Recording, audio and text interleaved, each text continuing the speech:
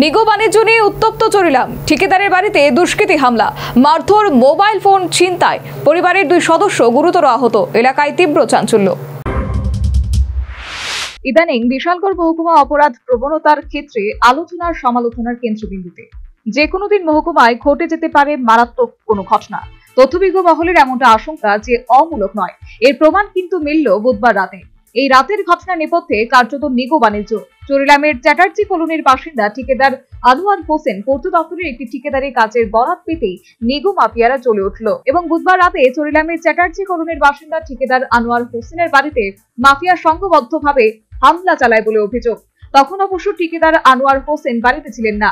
Mafia বাহিনী আনোয়ার হোসেনের 2 ভাগ্নে এবং পরিবারের অন্যান্য সদস্যদের পাশাপাশি মহিলাদের মারধর করে বলে অভিযোগ।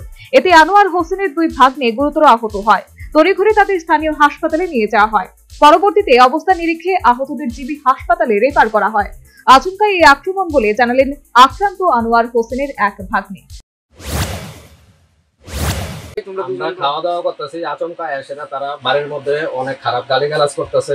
তারপর আমার এক মামারে খুঁজতেছে। আমরা বলছি মামা যেহেতু বাড়িতে নাই আপনারা পরে আইয়েন, না হইতো না, হ্যাঁ তাদের আইতে লাগবো, এই করতে লাগবো, কতজন তারা 5-7 জন আইছে। ঠিক আছে, তারা আরো হুমকিমূলক কথা কইছে।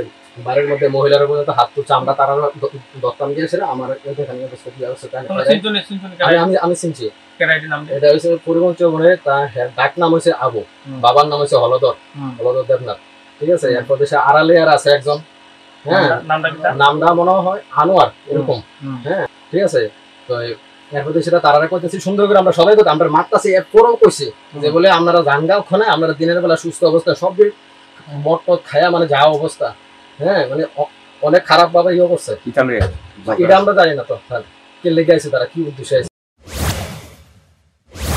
এই ঘটনার সময় স্থানীয় থানায় খবর দেওয়া হলে পুলিশ আসে, কিন্তু পুলিশের ভূমিকায় এলাকাবাসী প্রশ্ন তুললেন।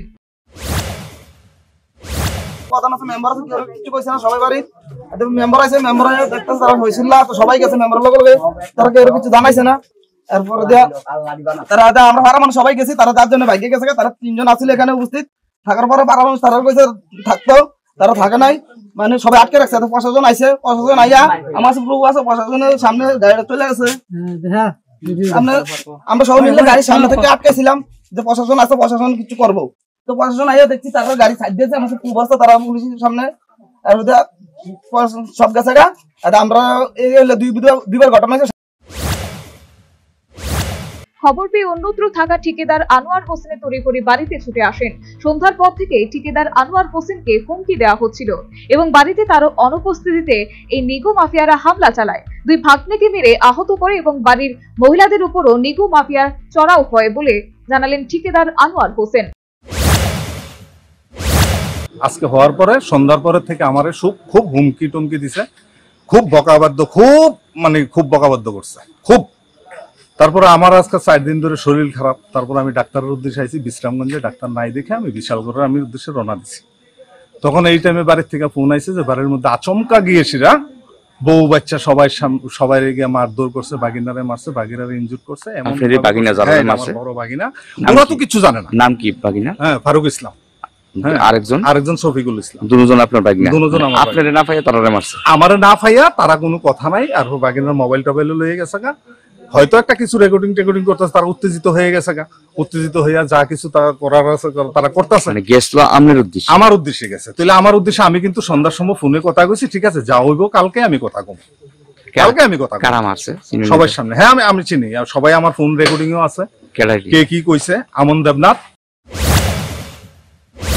স্বভাবতই ঘটনায় চরিলামের চ্যাটার্জি কলোনিতে বর্তমানে একটা চাঞ্চল্য বিরাজ করছে।